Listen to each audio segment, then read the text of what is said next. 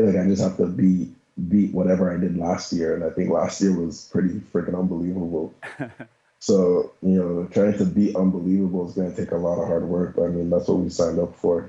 This is the Park the Bus podcast with Stephen Caldwell and Kevin Kilbane.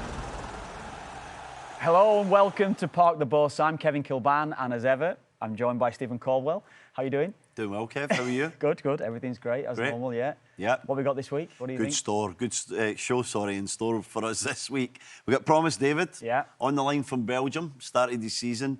We've got Matthew Scianitti coming in. We're going to have a chat with him. 3 big questions, of course, as always. But I think the best place to start, before we get Promise on the line, is you watched his game at the weekend. Start of the Belgian League, missed a penalty. How did he do? I thought he did very well, actually. I think that the standout thing, you look at it, he missed a penalty, and that's maybe the takeaway that so many will have from it. But I thought he looked fit, Stevie. I thought he looked strong. I'm seeing this development that Jesse Marsch has continuously spoken about how he's trying to develop his game. I saw him running off the shoulder defenders quicker than I thought as well, Stevie, a lot of the time. Because a lot of the time you see Promise David, he's got his back to goal. You'll have defenders right up behind him. He's got to work within tight spaces. But when he had a bit of space, the other side of defenders and Union had turned, it was Antwerp's defence. Yes. I could see him getting in behind. You can see him once he gets those legs opened. There was a bit of pace there. But I think he can be happy the way that he played. Disappointment, I'm sure that he'll feel for missing that penalty. But he had a hand in the penalty. It was a handball on the line. It hit the Antwerp player and he kind of like flicked his arm. It was a clear penalty. VAR was done with very quickly and then he stepped up to take it. And I just think he's certainly a player now that's developing all sides of his game, Stevie, and we know that needs to come. I think Jesse Marsch has spoken about that and how he's going to fit into the Canadian side. But it was a promising start for him. It really was, He's a confident lad, isn't he? He's someone that wants to learn, wants to grow, wants to be better. So I'm sure we're going to see that development. There's added pressure on him, of course, as well this season, in terms of what he did last season and the scrutiny that will be on him, I think will be increased. But I feel like he can handle that. I feel like he's going to relish that a little bit. I think so. I'm looking forward to talking to him. But another aspect, Stevie, what about, you've got the dream scenario as a debut. You just signed for your team. You're on the bench. You come on, what was it? I think it was about the 68th minute. Yeah. By the 70th minute, you get your first goal. What a dream start for Nathan Saliba at Anderlecht. I'm so happy for him. I really believe this is a terrific move for Saliba. I think that he needs that bridge club. No disrespect to Anderlecht, they're a huge club, but the Belgian League is a fantastic bridge between MLS and hopefully a real top team in England, Spain, Germany, France, Italy at some point. So to get off to a flying start is vitally important. Hopefully he can start being in the starting 11 for some games. That's important as well. I know he came off the bench, but it'll be interesting to see if he starts next week off the back of that one. Well, we never really saw goals in his game early in his career, but after Gold Cup, we knew he was there. Let's be honest, I think he's a complete midfielder, isn't he? You saw him before me, and you said to me, Kev, this boy's a player, and we knew straight away when we first started to see him develop. If you remember when he first got in CF Montreal side, he was a bit in and out. He'd start one week on the bench, come off the bench, not even coming off the bench certain weeks. But when we saw him, we were thinking, he was having a lot of shots in games, if I remember rightly from the start. He was getting 2 or 3 shots a game, and you were thinking, this boy's got potential to score goals, and it just wasn't being able to piece it together. And I think that's an aspect that we saw for Canada in the summertime just gone by, scoring goals. I think he's got it, Stevie, that he can be a midfield player that can add goals to his game. I agree. I think he can be a complete midfield player in terms of playing 6, 8, or even a 10 type position, or certainly as an attacking 2. Terrific talent, real potential in this guy, and now he's in an environment where he can show that potential and get his game progressive and on to the next level. So I'm really excited about this move, and I do believe Saliba has the potential to push himself really into Jesse Marsch's plans for starting 11, because if he's playing at a high level for Anderlecht and he's showing that he can be consistent and start week in, week out and have some goals and assists, it's going to be hard for Jesse Marsch to ignore him. I'm looking forward to seeing him this season. I'm looking forward to seeing how he develops, how his game develops personally, but also to see how Anderlecht do. And we've got more interest now. You and I both watching Belgian football more than we've ever watched it, and it's great that you know, we've got 2 Canadian internationals. I know we've had such a relationship. Jonathan David obviously has come through. Tajon Buchanan's come through the Belgian league. But now we've got 2. And we've got Luke as well. Luke de Luke Fugero, right on the verge of a course. move there as well. So of course, yeah. we'll be watching that league a lot. Let's get on the line to Promise David, will we? Yeah, we will. We will.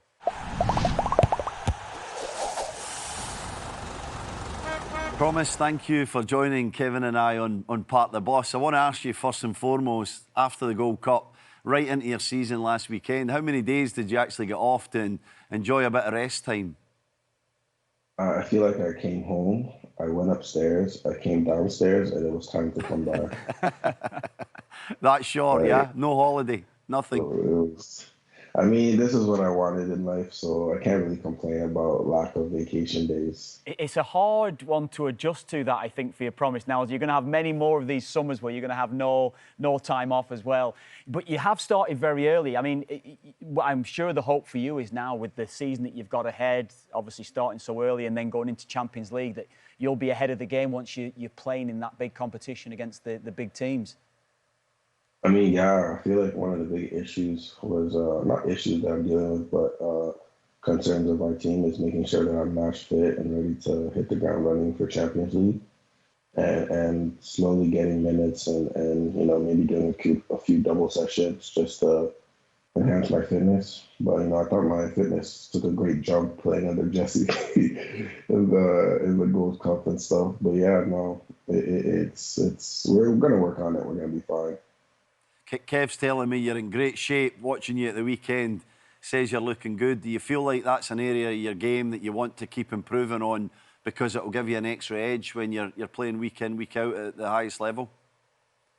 For sure. I mean, I try to improve everything, to be honest. I kind of see my skill set as just a circle, and how can I expand the circle. But I remember, like, when I came in a year ago, it's one of the jokes the board and the coach staff kind of teases me with, is that they threw me into a game and I gassed out after 15 minutes. But to be fair, it was my first Belgium, you know, high intensity game coming from Estonia. And like after it, I laid on the ground. I just put my hand on my chest so I could catch my breath. So I'm going to take him back to me, Kev. Yeah. I remember the first time I had some kind of success, and I partied for 3 or 4 days. I had a great time. So we saw your celebrations, saw your great interview, Promise. We saw that. That was fantastic. I want to ask you, what was the party like? Did it last 1 day, 2 days, a whole week? Tell us. For me, it didn't get to last long because I had to come in straight to camp. But I do remember being driven home by a friend of mine. And I think I woke up in a bowl of cornflakes. Facing cornflakes. You know, Frosted Flakes. I woke up with some Frosted Flakes here on my couch to a call from the team manager saying that, where were you? And I was like, where am I supposed to be? And she's like, City Hall. And I'm like, what? And she's like, in like 3 minutes. I live an hour away. So I've never sped so quickly. Got to Brussels, and then I remember I got there and my entire team was wearing uniforms, and I was like, oh my God, I'm in a tracksuit. Stevie's got enough experience of that, honestly. I can well imagine. Me a couple of times. Yeah. You need to produce some of these stories as well someday, Stevie. But Promise, for you though, it's been an unbelievable rise, hasn't it? It's been an incredible year. You mentioned signing last year from an Estonian side into Belgium, high-profile league that you've done. And first of all, how did you find that move initially, and what did it take for you to adjust to the Belgian league, and maybe just personnel that you were training with day in, day out? I don't know. They found me, bro. It's not like I was sending emails that were, you know, but they've got a big scouting team. I guess I flagged some you know, interesting things. They reached out, and at first I thought it was a scam. Like I genuinely didn't believe it until like I had a Zoom call with them, and I was like, oh my gosh, it's actually, you know. They sat down, they gave me the presentation, what they want to achieve, and I think the one doubt that came into my mind was like, okay, yeah, I know I'm a good footballer, blah blah blah, but I was like, am I ready for that level? Like, I think Belgium's top seventh place on the coefficient. And they were like, we've taken players from the craziest things, and because we believe in them and we work with them so much, like you will be fine. So it takes some, there'll be a lot of growing pains and blah blah blah, but if you just put your head down and work, you'll be fine. And I think they kind of anticipated it would take a year, but it only took a couple months. Did they expand on what part of your game that they liked, Promise, or was it more get you in there and then chat to you? Like, how did that go about? Were you clear on was your confidence high? Were you clear on why Union St Gilloise were signing you? I was not. They were. They had a clear vision in mind, and they didn't really come outright and say it, but they're like, buddy, you're 190 something, your weight, your speed, your power. We see no reason that you can't perform in this league. And I think having the belief, like I remember, like each and every person on the technical staff would just regurgitate the same sentence to me, and during that work period, even in the when I did start playing. And it's not that I didn't believe in myself, but like I think they believed in me more than I believed in myself, and it made me like think, if 10 people are saying it, why can't it be true? And these are guys that know the game better than me. So I put blind trust and faith in them, and then things turned out to a happy ending. You're just going to that little bit of self-doubt that we all have it. In whatever lifestyle that we're leading, whatever profession that we're in, we have self-doubt. But I think particularly as a professional footballer, you have those self-doubts. How do you deal with that? Do you work with a psychologist, Promise? What do you do to try to keep yourself as positive as possible? Spotify is $9.99 a month. There's no self-doubt. You just put your headphones on and you keep going. But I don't think there was a lot of self-doubt, because I really I remember I sat with myself and I'm like, how many Canadians would kill to be in my position? And even I was like dreaming about being in a team like this, years down the road. And I thought to myself, if I'm here, the least I'm going to do is make the best of it and go in and put in 110% every day, because if I've been given this opportunity, it would be a damn shame to go at it with half anything. Half anything. So there was no really there was self-doubt, obviously, but it was more like, put the doubt to the side and just, do the best you can. So when you're walking out for that first Champions League game and you hear that anthem, what's that going to feel like? And will you take your mind back to a young Promise, David? Would that have been in your dreams or beyond your wildest dreams? What will that be for you? Yeah, that would be crazy. I mean, like, I made a bucket list of things I wanted to complete in 5 years, and playing Champions League would leave like maybe one more thing left on the list. But I think, growing up, I remember I used to watch, those Champions League games with my dad, and I would run home straight after school because of the time difference, make it home just in time. I was a Chelsea boy, so, obviously they were in the competition almost every year. So to be part of that competition was like, it's still surreal. Like I haven't really like deeped it or like come to terms with it, but yeah, it's just a month and something away, so I really have to put pedal to the metal. But I think I won't stop smiling the whole game. You think about it, Promise, as well. It's a year, you're 14 months, whatever, down the line, from where you sign and to where you go to. It has been an incredible turnaround. Just going back to that bucket list, I suppose, as well. Obviously, being on the Canadian roster, getting selected for Canada as well, I'm sure that was probably high up on your agenda. Or was it? I don't know, because I know that there was Nigeria talk as well. So how difficult a decision was that to make for you, to choose Canada over Nigeria? I mean, I want to say it was a difficult decision, but it really wasn't.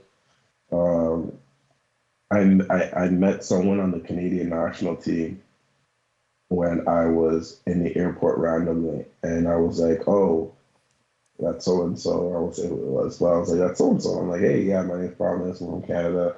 I'm a footballer too. And then I randomly just said, like, yeah, just give me a year and I'll be on the same team with you. And I was like, yeah, I got to put that into Who was into that? Who play. was that? It's a secret. Ah, come on. Come on. It's a Tell us secret. on Part the Bus. It was funny enough. It was Tajon. Brilliant. It was Tajon. It was like, and I was like, I thought to myself, and at the time I was playing like Estonian third division. I was like, you know what, this guy was saying, you know, area is me. He put in just more work than other people, and to be given this chance, I was like, if he can do it, why can't I do it? And you know, be on the same level. So yeah, no, it was. I remember even like making the decision to come. Like in my head, I already felt Canadian. I grew up in Canada. You know, watched Canadian football. I was part of the CFC Academy at a young age, and I remember Jesse was like reached out to me, and I said, yeah, I know, of course. And he's like, yeah, I'll come down and watch a few games. And he gave me this whole like, he gave me a pitch, but I didn't even think the pitch was necessary because in my mind I already said yes. But no, he gave me a pitch of where the program was at and where he wanted to take it, and he wanted me to be a part of it. And to be honest, it was just a no-brainer. It's a great story to think about two guys for the same area. Yeah. On the verge of possibly playing at BMO Field in a World Cup game in under a year's time. You know, how much is that playing on your mind, and what are the things that you feel like you sort of need to achieve this season to hopefully be in that starting 11 for yourself alongside some of your mates? I mean, people would ask me, yeah, do you want to start? I'm like, I don't care about starting. I just want to be the best player possible so that if I'm needed on the field and Jesse says you're up and I need you to do this, that, and the third, that I'm capable of doing it. Because the whole team, especially the strike force, they are all capable strikers. So, and they've been doing it for their club and country for a while. So I feel like it's just, you know, I have to do my thing every day at a club, at the club level, to make sure that I'm ready when the time comes to you know, put my best foot forward for Canada, if that makes sense. Yeah, you know what? You mentioned Jesse Marsch before and the pitch that he gave you to come in and be part of this setup now as well. Can you tell us a little bit about your relationship with Jesse Marsch, Promise, and what he's expecting of you to be a fixture in that side? Meeting Jesse was, I want to say it was like a parent-teacher interview, but it was more fun. It was more fun because my parents had also come. It was when we had a Europa game against Ajax, and I told my parents, like, oh my gosh, I made the European list. Can you guys come down and watch the games? And then it just happened to coincide with the time that Jesse was coming. But you know, the pitch was just him going through each individual player and how they've transformed under the program and uplifted the program, and how being part of the Canadian national team has helped them at their club level. And I think, you know, the greatest pitch is how would one say, the greatest pitch was the evidence of the players, the quality of the players we had, and what they were capable of. And yeah, it was just inspiring to be part of that group. What's expected of you then? What do you think you need to improve on to be in that side at BMO in Toronto next year? In the 11, I mean. I want to say everything. It's such a generic answer, but yeah, I feel like my thing is I like to score goals. Yeah, just being a goal scoring machine, I continue to do that because goals win games, and being, I don't think it's something I could. The last thing would be not what I can do, but how can I partner up with the rest of the team in terms of chemistry and play style. You know, being part of a whole unit, because I think, you know, yeah, we have individual quality, but it's more when everybody is together on one page that we can be really, really deadly. And I think that was so evident in the Honduras game. Jonathan David is pretty much a lock in the starting 11. How do you feel both your games match up with each other, Promise? I know there's a lot of good strikers in the squad, but do you feel like you and him can forge a really strong partnership? Yeah, I mean, playing. I love playing a two-striker system because it's like you've got you've got like a best friend on the field, and you get to play off each other. I mean, here at Union, it was me and Franio or me and Mo, and I've never played a two-striker system until I came to Union. I realized how effective I could be when one person is drawing attention of the center backs, and the other striker kind of gets to drift or be dangerously quiet and then pop out. And then here at Union, I think most of the time I was the one drawing attentions or occupying two center backs, which left my other strikers to wreak havoc, and it was fun to watch, to be a part of, because you're really just helping each other and playing off of each other, and it's like it was like a give and take. So I think that's every two striker system is like that. Just mentioned there about occupying centre halves there, Promise, and it's something that really interests me about certainly watching you as well, and maybe comparisons. Stevie and I have spoke about who we've compared you with in the last few weeks. I'll throw those names out for you in a minute. But you talk about occupying centre halves, and there's a lot of the game that can go by without any involvement in the game, where you've just got to be stretching, you've got to stay up front, you've got to try and stretch the pitch as much as possible. How do you enjoy that? Do you feel as though that you want more involvement? Do you feel as though that you want to be, doing different things within the game? Not really. I mean, yeah, but no, because like if I'm stretching the back line and I pin the center back, and the other center back is constantly, if I hear them talking and constantly shoulder checking, and it leaves the second center back like 50-50 on me, 50-50 on somebody else, then there's always space to exploit. So it's never really wanted to be part of the play, because I'm usually with capable midfielders that maybe they don't need me to be part of the build-up, but to be part of the end product. So I'm gonna get really specific with the examples, but if I'm occupying two center backs, leave somebody free, it leaves a +1 somewhere on the pitch, and us to exploit that +1, make our way down the pitch, and then because of my sacrifice of maybe not being so ball oriented and coming in and closing the space, I've allowed us to move up the field, and the end product is balls in the box, or through balls or slip balls in behind, and the same goes if I'm pinned off the field. If we're really under pressure, it just takes good Brexit ball up the field, and I kind of get to have my fun there and hold it up and let the team go out. So there's not really a downside to that for me. Yeah, I'll talk to you about your comparisons and who I've compared you with. There'll be names that you probably wouldn't have even heard of.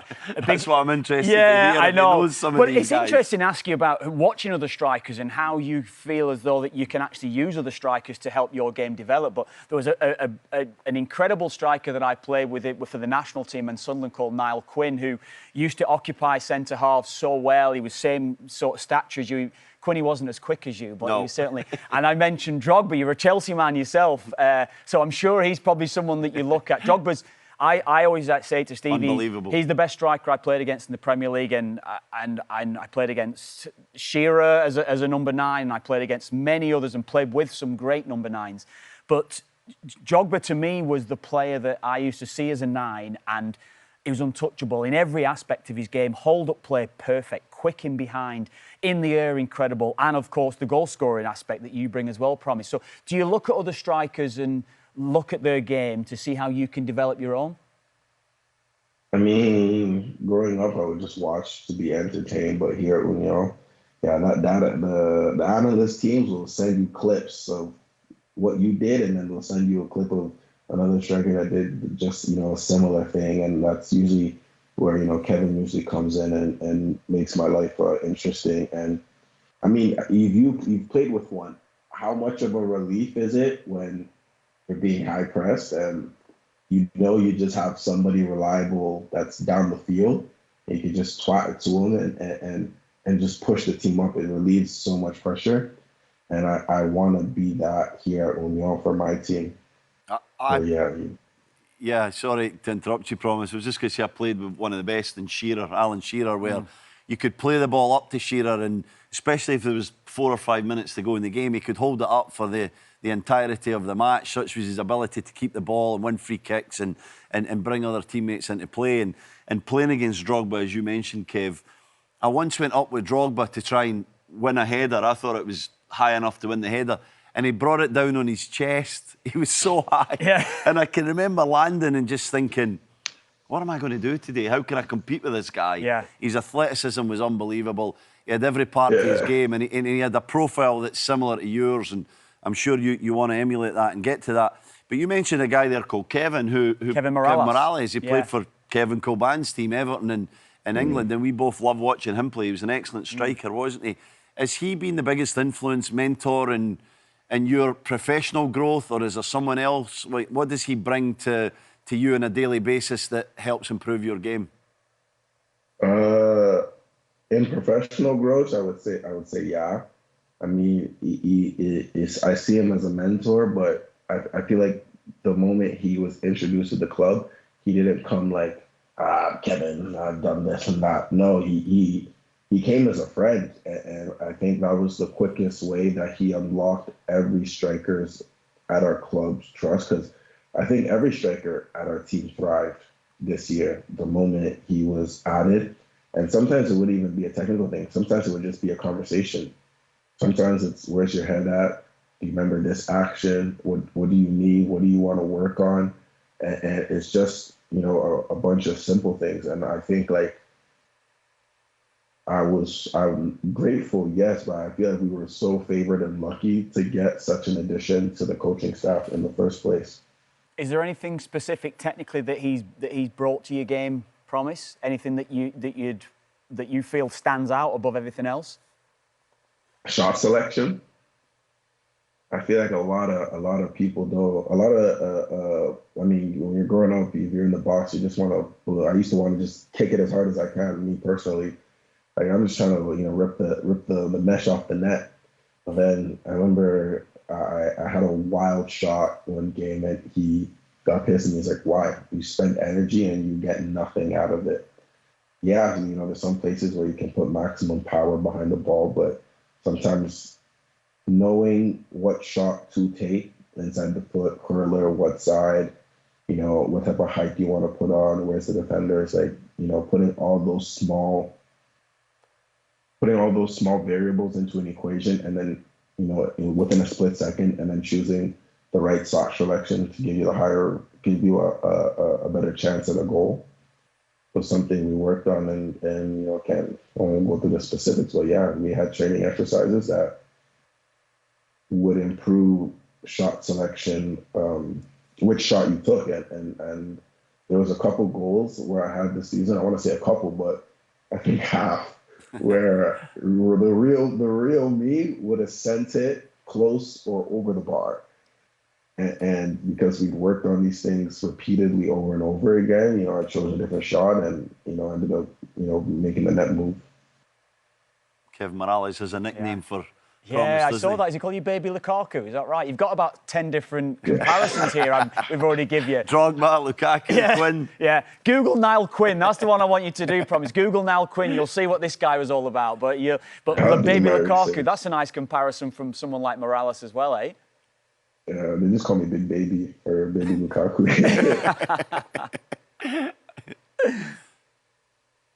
Superb. Thank you very much. I tell you this a quick one before you go, just before you go, Promise. I just wanted to go one thing. Just on the aspect of you not having much of a summer, and I know that a career in the game is relatively new to you and things like that, but there's been a lot of talk around, certainly with Club World Cup, and you obviously played in the Gold Cup this summer, about player welfare ahead of the World Cup next year. Do you feel as though by not having that break, there could be a knock-on effect going into the World Cup next year? Or do you feel as though that the buzz of everything and the feel of a World Cup, it's not going to affect you in that sort of aspect?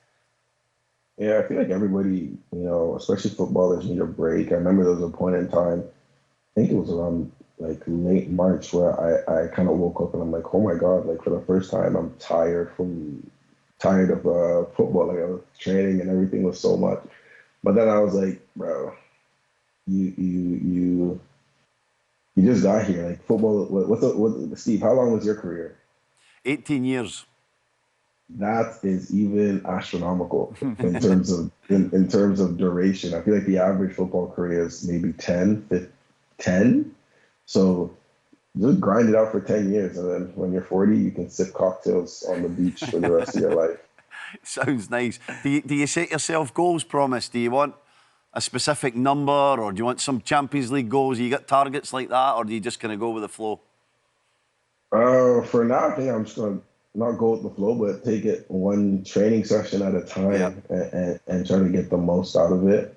Because I feel like if you set goals, you might not set. If you set goals, you'll meet them. But I feel like now's the time just to not be so worried about World Cup or Champions League, and just take it one regen session or loading session or finishing session at a time, and set goals in the session. Set standards for myself in the session. And I think the coaching staff kind of knows what standards I kind of have. So the moment they see it slip, I get a talking to right away. Do you feel more comfortable, Promise, coming into this season than last? No, because I feel like there's higher expectations for me. Like I could have a good season, but maybe if I equal the numbers, I feel like I just have to beat whatever I did last year, and I think last year was pretty freaking unbelievable. So trying to beat unbelievable is going to take a lot of hard work. But I mean, that's what we signed up for in the first place. The history books are already done. Yeah, sorry, I didn't talk about. Sorry, Promise, I didn't talk about your penalty miss. So that would have got you a nice one that had been off the. Why has he got to bring that up, Promise? These guys always mention penalty misses to me, so I've got to try and get my own back somewhere along the line here, But with that aside, though, I think that that aside, I was impressed with actually your overall game on Friday night, Promise. That was the thing that stood out to me. So those goals, it's a pretty high task or a high bar that you've raised for yourself now. To get back to that level is going to be a hell of an achievement for this year. Oh yeah, for sure. I can't wait to achieve it. I don't want to come back and not put the same intensity that I did, at my first year. And I think I probably had like 7 training sessions before I was thrown into that game. And, objectively, I think I did well if you take away the penalty miss. But, game's gone. Can't do anything about it. Thank God it's a league. It's not a knockout. So I've got 39 games to fix it and make sure that, we put ourselves back on the right track. But yeah, it's already history. I mean, yesterday we showed up and it was looking forward to the next game. We're not really trying to relive the past. We took a point away, or we'll just take our points and keep it pushing. Promise, what a pleasure having you on, Kevin and I. Very grateful. We look forward to getting you back on in a few months when you've scored a few Champions League goals. You're top of the Belgian league and you're top scorer as well. So we'd love to have you back on at some point soon. Amen. Amen. Thanks, mate. Have a great day. Take care. No problem. Thank you. What a boy, Promise David. I really enjoyed that. So natural, isn't he? Everything about him, I just like everything that he's about anyway. So yeah, I really enjoyed that. We'll get into the interview in a second. We're joined by our Canadian men's national team reporter, this is weird. Matthew Scianitti. You're going to be shooting questions at me. Usually I'm the one. But knowing you, you'll be fighting back, you'll be bouncing back. And I've got to say one thing before you come in. You've got to actually give me your soccer, your football credentials, because I see you reporting on other things. Are you really a football man? Is that your sport? Yeah, it's funny. So I grew up not too far away in Vaughan. The Glen Shields Soccer Association. That's what I grew up in. My father was a coach. I was a striker and a goalkeeper. And it was just the sport that is. My dad played football, actually. My dad played Canadian football. He actually got an offer to go be a punching bag in a tryout for the Pittsburgh Steelers. Okay. Back decades and decades ago. But soccer's been my sport since I was a kid. And as you both know, I am, at least in this current iteration, a tortured Manchester United fan, as you both know. But I mean, We'll go back to Man United later. But if Jules were sitting here, I mean, I covered Jules in his first few seasons with Toronto FC. Worked for a lot of soccer magazines, freelance for the Globe and Mail. Yep. And, you know, really, Canadian football, as much as it has become a passion of mine. Yeah. I mean, you both know, and I'm sure this will be clipped by a lot of CFL fans, but a lot of my heart belongs to football. Yeah. So this next year, boys. But you've got a good little balance of both. You can have that, can't you? We'll allow it. We'll allow you into Graham Leggett for this time only. Listen, I've been. Get him a pint. Yeah. Well, it's you and me and pints, Stevie. Yeah, like that's a story for another time. But you know, Graham Leggett and Vic Rauter. That's what I grew up on. Yeah. Right. Euro '96, Euro 2000. As a kid, really building my love for the game, watching those two kind of translate the game to a Canadian audience. Is how my passion really grew as a little boy, and you know it's cool that you guys have kind of put that trademark on this pub of yours. It's I pretty missed awesome. Euro 2000 and a playoff against Turkey, so yeah, that's for another day. And he's got his Italian 90 jersey on as well, so that's good. Cup. But let's just go back to Promise David quickly, guys. Yeah. You know, you've obviously got a good personal relationship with him now over the while. So I'll come to you first, maybe Matthew, on it. So you know, his rise has been, it's astronomical. You can't underplay how his rise has been in the last few years, especially in the last, 14 months, as we've touched on. Where do you see him going in his career? He seems to me like he's got the grounding about him that he could be anything he wants to be, actually, the way that he is. He could be a star next summer. Yeah. I think if he continues his development, and if you look at, this is a young man who went to Malta, then went to Estonia, and the Estonia second division before going to their top division, and in a short period of time has shown so much growth. I still think he has a lot to go, and Jesse Marsh and the coaching staff have said to me constantly that they believe he needs a little more refining. Yep. But if that happens this year, especially being in the Champions League, watch out next summer. Yeah, and he's so humble with it, Steve, as well, I'm just going to say, Kev, what I love is his balance between how humble he is and how confident he is. He has this charisma to him, doesn't he? And when you've got that, I think it's a great mix to have, because then you have the work ethic and you put the work in. Now, finding the gaps or sort of bridging the gaps from the areas of your game that you're maybe missing is harder than just hard work. But he's going to put the work in, isn't he? And he doesn't know what he doesn't know, and that's to his benefit. Yeah. He doesn't understand that he is about, his whole journey, as I've just kind of laid it out, he's about to walk out into a Champions League situation. And it doesn't faze him. Like, he's so composed and yet so innocent and maybe naive that it works to his advantage. Yeah. Because he almost is like, okay, well, let's just see how this kind of turns out. And you look at last season, especially towards the end in the championship phase for Union Saint-Gilloise, and he was their guy when they needed a goal. Yeah, he's got personality. Yeah, exactly. He'd pop up. Another thing that I liked about him, I like how much it hurts him. I know we joked about the penalty miss from the weekend. Yeah, but you could tell he was still devastated. But you can tell it means a lot to him. Yeah. He's quick to cares. reflect and even talking about the things. And I like what, I mean, he was saying to us maybe, I don't know if he said it on air at the start, where he said he doesn't really like to reflect too much on the bad stuff. Yeah. He won't watch that sort of thing back, but he's very much a positive guy, that anything good he'll watch back constantly because he wants that positive feeling. And he's very much, I think he's very, very different from a modern day player in that respect as well, because most players, I feel, as now, certainly towards the back end of my career, are more insular. They wouldn't want to give a lot away. He's very open and honest about his limitations and what he needs to improve on, but he's also quite confident in the fact is that I want to be a goal machine. Yeah. I want to score goals. I've been around this team enough now. His energy, you can tell when he walks into a room, it's part of who he is, and he has an aura about him. Yeah. But the one thing, as I've already mentioned, that Marsh and the coaching staff have said to me repeatedly, because I'm not the only member of the media, there's so many members of the Canadian media and fan base who are like, well, you could see it during the Gold Cup. Why isn't he playing Promise David? Yeah. Why is he getting more opportunity?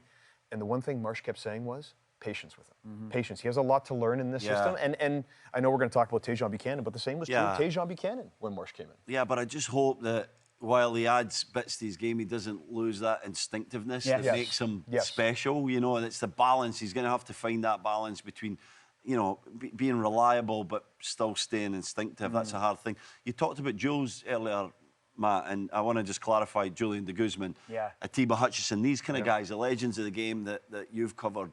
And now you're as qualified as anybody to talk about this current crop. We were talking about Promise David there and the personality and the charisma that he has.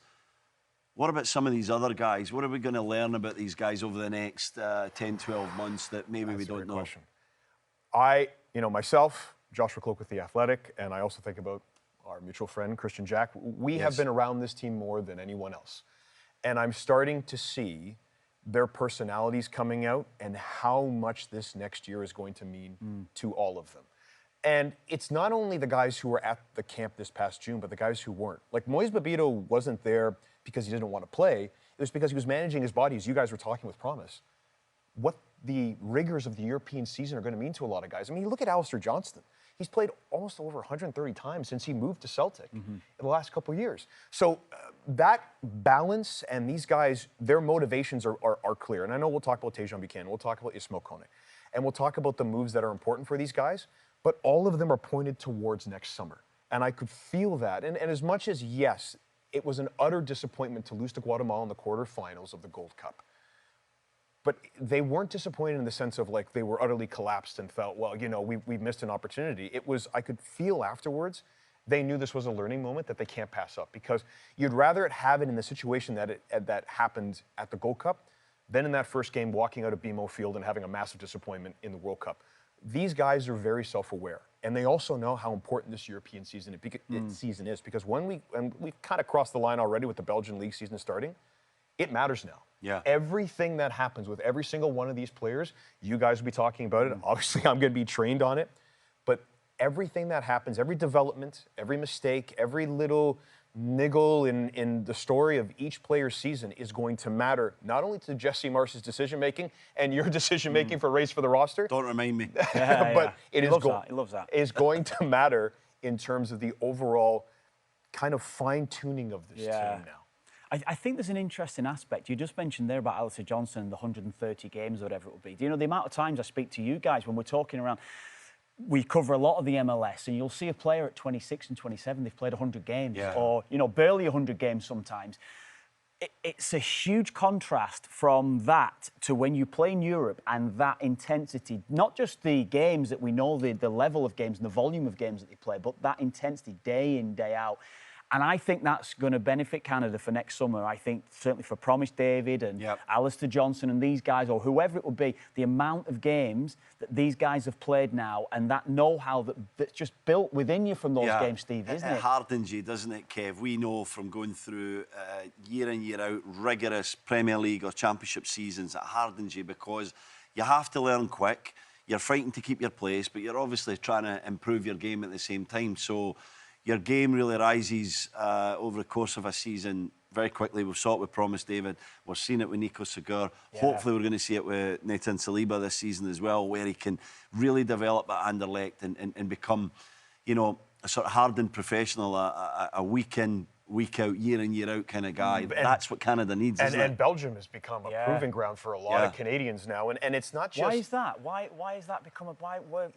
Where's the link to Belgium? It's interesting. When I went over and followed Tajon Buchanan at Club Bruges, and I was speaking to their president, they looked at Canadians as kind of high ceiling potential and low cost, which in the modern game is incredibly important. And again, I'm only focusing on one particular team, but they had done their scouting on Canadian players, and they knew that the potential was certainly there and that they had enough of a ceiling, and as I've already mentioned, that it wasn't going to cost them enough or too much, that it was worth the investment. And clearly, I mean, Jonathan David scores, almost nearly a goal every other game for Ghent. Tajon Buchanan was a star for Club Bruges, led them to a title and a run to the knockout round in the Champions League. Certainly what Promise David did last season, helping Union Saint-Gilloise win. Nathan Saliba scoring in his first appearance for Anderlecht this past weekend. And now Luc de Fougerolles on, I'm confirming that I've heard that he's on the cusp of a loan move to Belgium. It is, and it's a fast league, it's a physical league, and it just suits these players in a system that's going to demand just as much. Yeah, Saliba, $3 million. It does. I know we've spoke about him for a long time. We've sat in the studio together. It is a steal. We know that you talk about ceiling, that he's another Canadian player that we spoke about for a long time, regardless of what's happened at CF Montreal this season, because it has been poor for him personally and the team. But that's been a a separate entity, but we know that Saliba's got it. We know that he can go to the next level. So for 3 million, and you mentioned there, they feel as though that they can buy low and sell high. That's got to be a thing. And also in Belgium as well, they've got the facilities, they've got the technical coaches, they've got the aspects around the team that can help a player develop. That Club Bruges training facility, when I went there, world class. Like Bruges. It's and they know who they are, and this is part of it as well. They don't just think that they're a development league. They know that they're that next step up to the top 5 leagues. I mean, if you could argue that the Belgian league could be... Is that a case of knowing who you are then, within the league? Yeah, probably. It's not, and that's not a derogatory, that sounds derogatory, I'm saying it, but it's almost as if we know what we are, we're going to do it this way to help our players and our national team, help our league develop, and... I felt for the most part, even though there wasn't that concession that they felt like a development league, I could feel, in speaking to those around Club Bruges, and they gave me a tour of their training facility as well, that they know that the top 5 leagues are the top 5 leagues. But they consider themselves in that conversation for 7th, 8th, 9th. Portugal and best league in Europe. But they can build a club up. You know, you can build a team up like Club Bruges, who did really well in the Champions League last year, and have maybe a couple of years, but a year where you can be successful. And then, coming to the end of that season, you have to sell 3 or 4 of the guys that have done really well. That's just, I think it's smart to recognise that you're that kind of... I do think that as well, but do you think that in that aspect then that is the perfect move for Saliba then in going to Anderlecht? Do you think that? I think Anderlecht's a huge club. I think it's a good, what are we calling it, a bridge between MLS and top 5 leagues, because I think the gap between CF Montreal and MLS and let's use Villarreal where Tajon Buchanan's going, is a big jump. So I think a lot of these guys, especially younger ones, need that bridge year or two. And it's a great club. It's a huge club, Anderlecht. So I think it is a good one. I think when we look at Luc de Fougerolles as well. Your man, Paolo Maldini. Great player. He's going to be a great player. He's going to head the Luc de Fougerolles fan club. Maybe not Maldini, but he's a great player. Young Luke's went there. I think he's going to develop, or he's going to go there. It's not quite confirmed yet, but it's happening. And I think playing in Belgium is going to be good for him. I believe it's going to help him a lot with the national side. I'm not so sure it's going to help him a great deal with Fulham. I still think if he wants to play in the Fulham first, I think that's an interesting aspect. You said a couple of weeks ago, didn't you, that you feel as though the Championship or to stay in England would have been the better move for him. And I actually, and I'm not just saying about, I was just thinking outside. You always thought Europe, Kev, I thought Holland or Belgium was the right move for him, just because I think it would have been so unforgiving for him to go to a Championship team without the lack of game time. If he has a couple of bad games, Matthew, he's done. I think he's done after 5 games. He could be potentially with that lack of game time. I feel as though he'll be given a bit more time to develop it in Belgium with the potential of I don't know how the loan arrangement, you probably fill us in a little bit more on that one. Could it be a potential that he could move somewhere else in January, or does he stay the season? And that to me is the important point, because the one thing that being around Luke as I have, he has exponentially grown very, very quickly from that game against Uruguay. A handful of games. And it's this, I think people need to understand this. It is rare, if ever it happens, that an academy player basically gets thrust in to a senior international men's side and starts in major games and major competitions and looks composed. And willing to put, and assertive, and willing to put his body on the line for every ball that's in the air, for any tackle.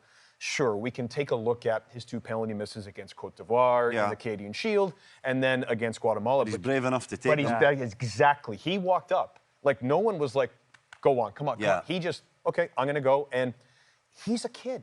He's a teenager. So absolutely, that I think the move to the Championship could still be on the table. I think this is an opportunity for him to get some games in a league that's very competitive.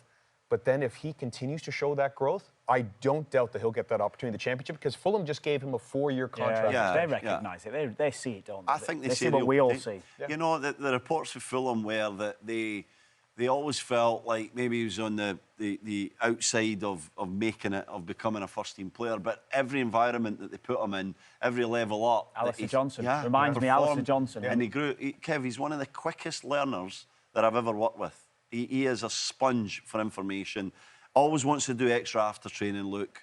He always wants to work on aspects of his game. He's very critical, self-critical of his performance, which I think is a great attribute for a young football player. That's more of a defender than the forward, isn't it? The yeah. forwards don't care. It's done. They almost want to forget the bad things, yeah. but the defenders need to learn from the mistakes. Pessimistic. What do they always say? What's the worst can happen? That's what I always used to say. The bottle's half full for a striker. It's half empty for a defender. You think, what is the worst that can happen here? You think a scenario and you think a doomsday situation. That's what defenders do. And so I think for Luke, the way that he learns, I do believe that just playing regularly, whether it's in Belgium or League One or Championship or Holland or wherever it could have been, will be so beneficial for him. I think we're going to see him rise incredibly high. I think he reminds me of an old school traditional English centre back who just loves the game, who wants to get stuck in, who wants to be with the lads, who wants to grow, who wants to see how far he can go in this game, and conviction. I would absolutely say, if anything, he has this sense of conviction that this is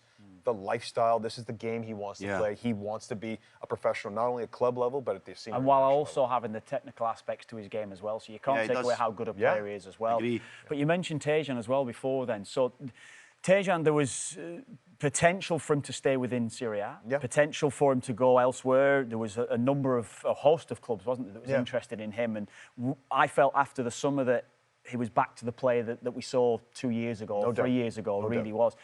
So him going to Villarreal, was it just a case for Tajon of, I'm wanted by Villarreal, I had a great spell at Villarreal, so that's why I want to go there, or was there more to it than just the... And that's exactly the question I asked to the people close to him, and the one thing I got back, I didn't ask this specifically, they said he has a really good connection with head coach Marcelino, and I never heard that about Simone Inzaghi. Right. And the one thing about Tajon... Inzaghi didn't even know that he was getting Tajon Buchanan. Well, if you watch the games back, I don't even think it looked like that Simone Inzaghi knew who Tajon Buchanan was half the time. But I think that uncovers something as we talk about what we're revealing about these players and their personalities. We all know, you've been around Tajon as much as I have, as well as Stevie. He needs to know that he's an important part of what's happening. He needs that level of engagement from a manager. I remember talking to Dave Vandenberg about this, former assistant coach with the New England Revolution. When Tajon first came in to New England, Vandenberg was on him constantly. And he saw that Tajon wasn't responding. And he talked to people in the NCAA system about Tajon, understood his personal story, the loss of his father, how that kind of affected him, his love for the game and the way that he wants to play. And he said, okay, I have to invest a little more time and attention into him. And look what happened. Yeah. He blossomed. Serie A is different, though. You can go to a place like Club Bruges, and he felt settled, he felt excited, he had one of his best friends living with him, and and this is a funny thing, he was so settled and enjoyed his time at Club Bruges that it didn't bother him that the entire town didn't call him Tajon, they called him TJ. And so he had this sense of, oh, I belong here, and that comfort level, nothing else affected him. He goes to Serie A, and you guys know this as well, if not better than I do.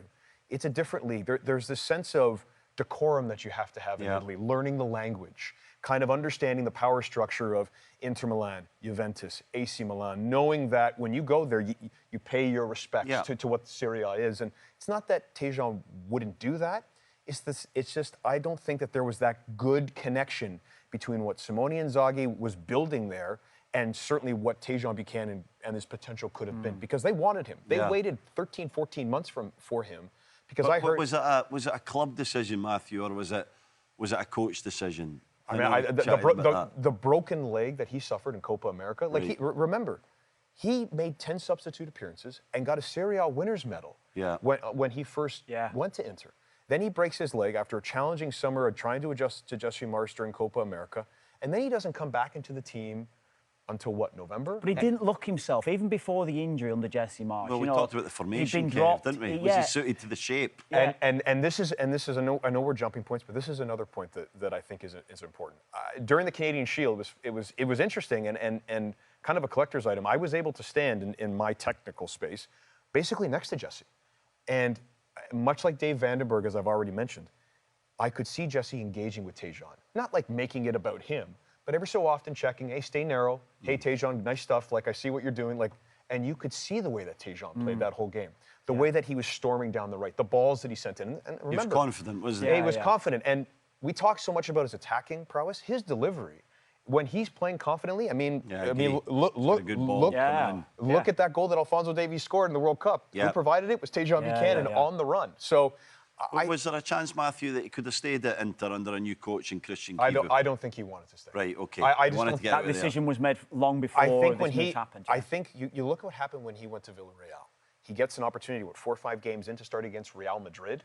Yeah. And this is someone, much like a lot of members of the men's team now, they want that responsibility. They want the expectation.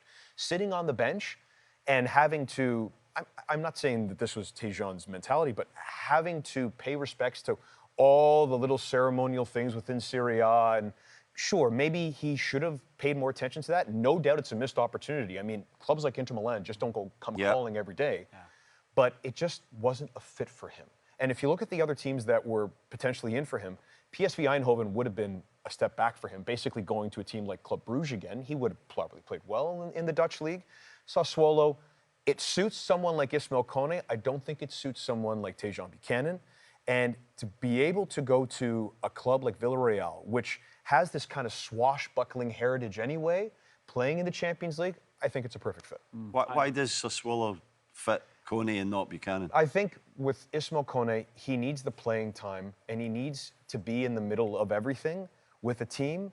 And we know the talent that he has. He has abilities in central midfield, especially in attacking sense, that I don't think the other guys have. And he is such an intuitive player that being right in the center of it, I think will help him a lot. Tajon plays out wide, right? He is someone where the game won't necessarily always pass through him. I really think, and you guys can disagree with me on this, I think Ismael needs the game to pass through. He needs to feel a part of it. He needs that progressive dribbling up the field. He needs to be able to show, you know what? I'm putting my influence on this game. He's been inconsistent. Yeah. Even we talk about Copa America and how well he played in some of the great highlights that he had. He wasn't consistent. But beyond that, he also too needs a good connection with his coach. And he had in fits and starts at Watford, certainly didn't have it with Roberto De Zerbi, and he had to get out of that situation. So if he goes to a team like the Serie B champion Sassuolo, who have now a chance to really find a consistent platform and that sense of fight that they're going to have, and I've heard, and one of the reasons why Ismael wanted to go there, and Valencia was in for him, Roma was in for him. Why not? Well, I was going to say then, why not Valencia, Roma, the guarantee Bologna. that he will play. Right. Well, what I've heard is he will play. And I didn't say specifically he's going to start right away, but I've heard consistently he will play for Sassuolo. Right. And for Ismael Kone, he needs to be able to do that. And he needs a manager to understand him. And this, going back to Jesse Marsch, now what we're going to see, especially, and given the fact that he's in Italy and Jesse lives in Italy, that relationship is something that Jesse has really, really tried to work on. Marsch has tried consistently to work on building a better understanding of who Ismael Kone is because, as I just mentioned, he feels that if he unlocks that ability, it's going to do wonders for Canada's midfield. But we think back a year ago with Ismael Kone in the position that he was in off the back of the Copa, and that move to Marseille, and we thought, wow, whatever from here now, this guy's going to have 10 years.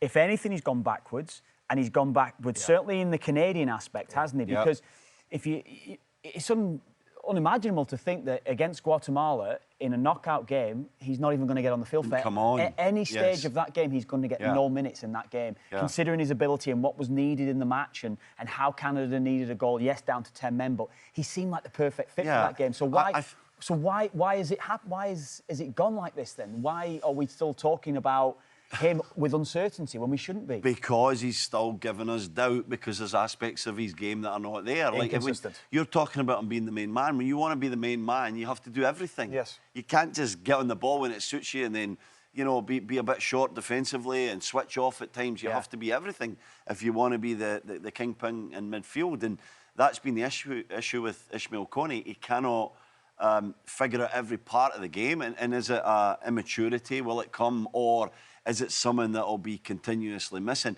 That's why the question marks are there, and he's got to answer the questions in this season. How does he answer those questions? Of any player on the men's team, his season in Europe, I think, is the most important season. We know who Jonathan David is, and we know that if he has a great season with Juventus, his stock is going to go up astronomically internationally. Yeah. We know who he is, but we know who he is. Underwhelming move for Stevie, that was. I'm sure all his Serie A friends were reminding him of that. Yeah. But the one thing about Ismael, potential is a wonderful thing, but it can also be an indictment. If you don't meet your potential, especially, he's not young anymore. He's 23, and in the men's game, especially at the senior international level, you have to show who you are. Of any team, of any player, on the team, this is the most important. It's a very technical league. It's a very difficult league. When you watch, if you watch a mid-table, quite tactical, Serie isn't A, it? very tactical. Not a lot of open games when you're watching, outside some of the top sides. So this is a different test for him on how he's going to have to mature, how he's going to have to develop the other side of his game, not just being in possession. Am I going to work? If I'm going to be asked to play as an 8 or as a 6 or as a 10, it's not just about being a 10 if you're a 10, or you've got to bring everything, as you say. He's got to show he can learn, Kev. He's got to show that he can take on the... It's really clear the parts of his game that are missing. It's not like you have one opinion on it and I have a different one, and his coach at Sassuolo or Roberto De Zerbi have different opinions. It's clear it's a concentration thing, it's a detail thing, it's a consistency thing with Ismael Kone. So he's got to show that he can do that.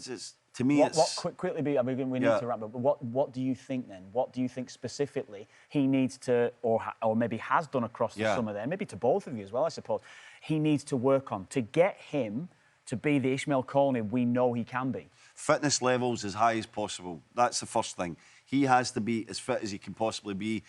Maybe it's through lack of playing time, or maybe it's through the sort of intensity he puts into training, but that's been short. So first of all, you've got to be able to go box to box, because that's where he is.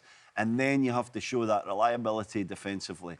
And I feel like at times his mind goes wandering. He doesn't get into the position quite the way that he should. He doesn't have the experience to know if and when he can maybe tweak that a little bit. So he has to be a little bit more structured. And again, it's a little bit back to the Promise David stuff.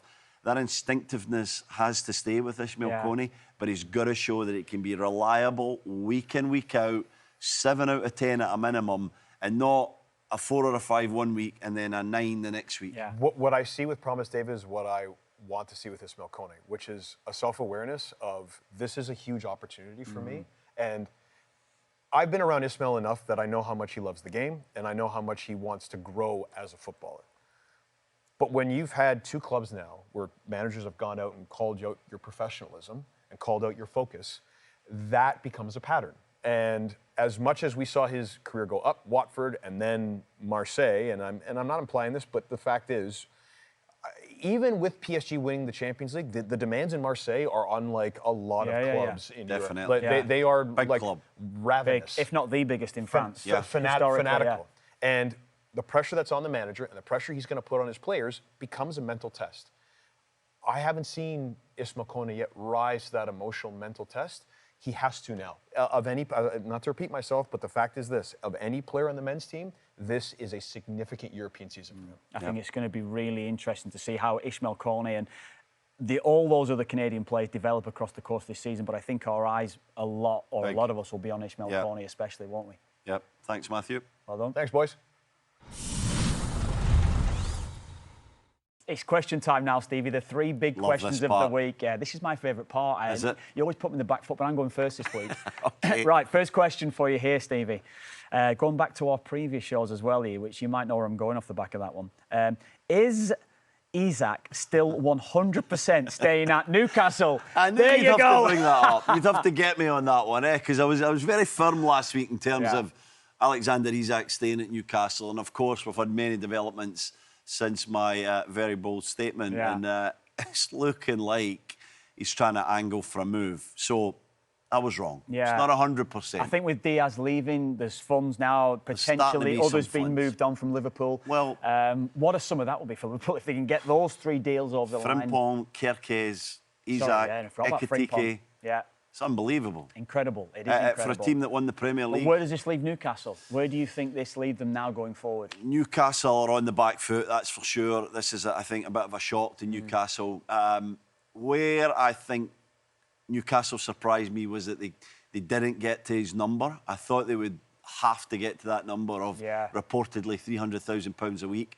They've decided that would be too much and it would blow up the whole structure of the club. And with PSR, the famous 3 letters acronym that we constantly talk about, they felt like there was no way they could get there without having to get Tonali there and Gordon there and Bruno Guimaraes there. So he's going to angle for a move. Now, this is what I'll say. This is the caveat. I've got a smile on my face now. Go on, go on. The amount they're going to ask for is going to be £150 million. Yes. I think. $200 million, Right. essentially. $180 million. Will they waver on that and accept in the end probably 115, 120 where Liverpool, I think, will get to? Or will they stay strong and say, not a chance, 3 years left in the contract, he's 150 million or nothing? What would you take? What do you think he's worth? I would stay strong and say it's 150 million. Right. We've got... And you'd accept it? That's the only way you'd accept it? Yeah, that I mean, deal? in the end, I think you got to have a number, and you know, you get supposedly maybe Šeško comes in from Leipzig, who has got a lot of potential. I'm not saying he's Isaac, but he could maybe get somewhere near that level. You might get him for and don't forget, 70 million. you said that Newcastle were going to challenge for the Premier League. Does this throw that out the window now? You've got to think differently? If he leaves, you have to think differently, depending on who comes in as a replacement. I mean, if they get 150 million, can they buy 2 or 3? Yeah. Šeško and somebody else? They might be closer by letting Ishak go for the number that they want to get Šeško and a couple of others. They need a centre-back. They might need a goalkeeper. So they need other positions. And we talked about that strength and depth as being a deterrent for Newcastle's success next season with Champions League, and if they are going to mount a decent challenge. Sell him then? Why wouldn't you sell him then? But only for the number that you need. You know, you don't sell him cheap because he's angling for the move. You hold all the cards. Yes, he's pushing for a move, but when you have the 3-year contract, you don't have to panic and sell him for less than what you believe his value is. And I think they value him at 150. Okay, well, it'll be interesting to see how it develops. I'm not going to say I told you so, but Okay, I knew but you told me so. I knew something. But you told me so. But I knew something was when a player says and does right. what he did, and then what Eddie High. Listen, you were right. I was I'm wrong. not saying no. I'm not one Good to gloat. stuff I'm not from you. one to gloat, Stevie. Good stuff. I'm not All one right, to I got a gloat. question for you. Okay. Question number 2. It's not my question, this, I have to say. Before I go, this is a producer's question. Go on. True or false? Manchester United move for Donnarumma would be a step up from PSG. That is a loaded question. What are you saying? Whoa, well, you're the one that upsets a lot of Italians at the moment. It's usually me upsetting people, but you've been Italian upsetting goalie, French club to Yeah. maybe an English club. So Donnarumma step up going to Man United. Yeah. Well, Would it be a step up? In terms of where they are now, you would say no. In Not a terms of chance. Champions League, PSG, best club in the Not a world chance. at the minute. But, and there's a big but to this, Stevie, I think it is a lot harder to be a goalkeeper at Man United than it is to be at PSG. I'd probably say it's the hardest position, or it's the hardest club to be a goalkeeper at in world football. Because of the scrutiny. To be Manchester United goalkeeper is the hardest club to play for as a goalkeeper, I would say, because of the scrutiny, yes. Because we've seen many top goalkeepers go there and fail. We've seen some with potential to go on to the next level go there and fail. And it's such a difficult one. Everyone talks about Schmeichel replacing him. They've only managed Is really... Is that because of Schmeichel, or is it just because I think of it's the scrutiny the size of the club? The size on the club. Okay. And every element or everything, a mistake the goalkeeper's made and everything that's going to go on within that football club is scrutinised both in England, in the Premier League, but also globally. So I feel as though that it is the difficult one. So in terms of step up, I would say... Historically, pressure. Step up in terms of pressure. Maybe wages, he'd probably improve. I don't know. But I just don't see the move. If I'm Donnarumma, I wouldn't do it. Yeah. And for a number of reasons, not just because of the position that they're in, and you know, and how many potential Champions League medals he could win the next few years. Yeah. I would stay at PSG unless Man United seriously invest. I think the Man United move will be available to him if it was to be next year or the year after. Yeah. And United need to show some serious strength or some serious spending to go and get Donnarumma for me to change my mind if I was Donnarumma. So I don't think, Kev, that we talk enough about what Peter Schmeichel meant to Manchester United in English football. The giant that he was in terms of character and quality goalkeeper and everything. And the fact that Manchester United hadn't won a title for decades before they found that great team under Sir Alex Ferguson. And so I think when Schmeichel eventually retired or left at the end of his career, everyone that came after him, and there has been successes. Edwin van der Sar was a great success. David De Gea was a great success. But the pressure, as you talk about, on the likes of Barthez and Tahibi and some of these guys, Onana's had a stinker. So what I'll say is the bar so low at the minute that Donnarumma is getting a little bit of a better scenario, let's call it, than some of these other guys. Well, he's definitely going to be better than Onana, isn't he? Is that going to be enough, or does he have to be the top keeper in the Premier League? I mean, you say there's only been Van der Sar that's got anywhere near it. Peter Schmeichel used to be my landlord, actually. Was he? He used to. I used to rent his house. I used to get into him a little bit. I used to speak to him a little bit about this. You know, ask him about playing for Man United and what it was like when he first moved there and things. And you speak to any ex-Man United player, and they talk about, look, I played at Tottenham. I played at wherever. Yeah. When you play for Man United, you nothing play. like it's it. nothing like it. Nothing. And a lot of those other players went on to play at bigger clubs or big clubs, should I say, not bigger, but big clubs. Some played at big clubs before it, but they say going to Man United was very, very different. Yeah. Schmeichel used to say the same to me within that. So, going back to your point on the bar and where it is, I mean, it's a huge. Personally, I think from Onana to Donnarumma, it's a huge step up in class. And I think if United could get him, which I don't know how likely that's going to be, Stevie, then what a coup it would be for them. I think it'd be a great move for Man United, more so than Donnarumma, because I don't think Donnarumma should do it. No, I don't think he should do it. But last point, I think Donnarumma can win Manchester United 7 to 10 points a season. Yes. With the performances that he has when he's at his best. David De Gea could do that as well. He used to win points for United. Goal. That's what Schmeichel did as well, wasn't it? So in terms of if Man United can get him over, I think it'd be a huge upgrade for them. It would be a huge upgrade, but unlikely in my eyes, Stevie. Okay, question 3. Here we go, Stevie. Right, fill in the blank. Rodrigo De Paul signing for Inter Miami is... Flabbergasting. Can't believe it. Sensational. Shocking. I'm all of the above, bemused. Yes. You asked me for one word, I just gave you 5. Yeah, exactly. Too much. All of those, and I'd probably agree with that. I can't believe it. How's this happened? How can Inter Miami do the deal to start with? How can they do it, Stevie? It's... Well, I got a problem with this because what's happening now in MLS, because of the salary structure and the way that wages work, when you have 3 designated players, you obviously can't bring in another one. But what we're seeing, and we've saw it in the last 6 or 7 years, we saw it with Gareth Bale, we saw it with some others, where they're bringing in a player early and paying them targeted allocation money, which is between 560 and 1.6 million for a season or half a season, and then they're giving them the DP money when one of the existing designated players leaves. And I don't like it, Kev. There can't be such a gap between that season's salary and the next season's salary, because it's obvious that they're just moving money around to make sure that they can get in this player. So Rodrigo De Paul is going to cost, I don't know, he's a starter for Atletico Madrid. He's probably wanted by 10 of the best clubs in Europe because of what he brings.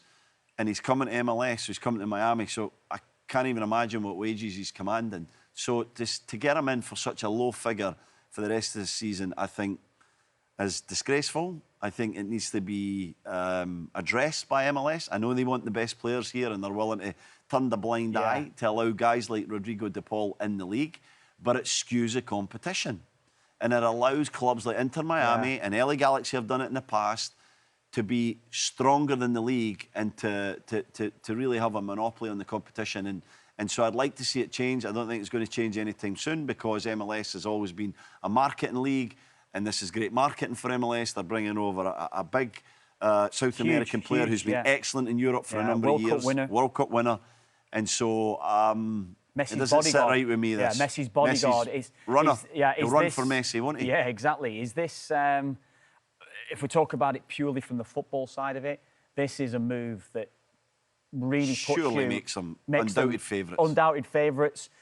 Potentially now we're seeing Inter Miami lifting the MLS Cup come the end of the season, aren't we? That's the way it looks with that move favourites. because of those players that they've got, and within that structure of the side as well, they've got decent players as well off the back of that. Massive failure if they don't. That's what I'll say. Massive failure. Mascherano will lose his job and there'll be big repercussions, because when you look at Alba and Busquets, Messi, I know Suarez is getting on a bit, but he still knows where the goal is. Rodrigo De Paul with his energy in there, as well as some of the younger guys. And also, you mentioned... should run away with it, Kev. De Paul does the running for Messi, but it's also, he can help out Busquets in there as well, who can't get himself around the field. So you can still get Busquets' quality. Obviously, Messi's quality is there as well, but you've got De Paul that does everything in the middle of the park for them. And as you say, it becomes... Is this good for Lionel Scaloni in Argentina? No, I don't actually. I don't think that. I don't think he would be totally in favour of that. I think he would have preferred him to stay at Atletico. I find it bizarre because of how much of a key player he was at Atletico. Diego Simeone is almost like, if you think of Simeone as a player, I played against Simeone actually, and you think of De Paul, they're very similar players. The type of play that they need, the player that brings a bit of bite to the team and brings the energy to the side. So he's that type of player. So it surprises me that they're allowed to let him go. As you say, it's probably De Paul pushing it because of what's on offer down the line for him, not just this season. So I'm surprised in that aspect. But in terms of Argentina for the World Cup, I don't think it's a great move for Argentina. I don't think Scaloni... I mean, you know, we can look at it in so many different ways. He's not going to play as many games, so potentially he could be fitter and whatever. Competition. But I just don't think that intensity, the intensity around the competition, as you say, day in, day out, the quality of players that is around the whole of Atletico, I think that will be better for him and for Scaloni, as you say, Thanks for that, Kev. What a great episode. Great episode. Enjoyed that. Can't wait for next week. This is the Hot Bus Podcast with Stephen Caldwell and Kevin Kilbane.